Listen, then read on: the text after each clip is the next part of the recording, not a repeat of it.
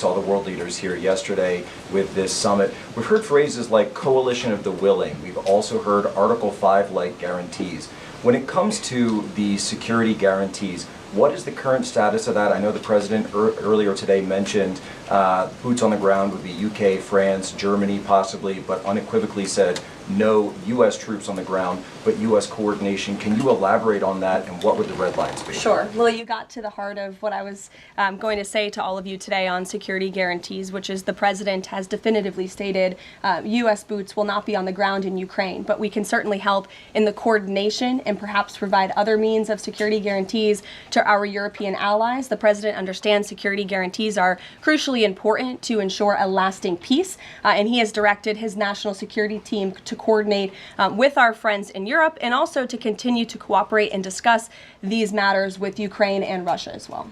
Caroline, now have the Russians responded at all? I know we spoke with President Putin last night. What has been their response? Because we've heard some reports from the Kremlin and others saying they're unequivocally against NATO troops on the ground. Well, look, the president continues to have these conversations with both leaders. Those conversations took place in Anchorage, Alaska, again yesterday with the Europeans and President Zelensky, and he has directed his team to come up with a framework for these security guarantees that can be acceptable to help ensure a lasting peace and end this war. What idea was it to change the next steps from a trilateral to a bilateral meeting?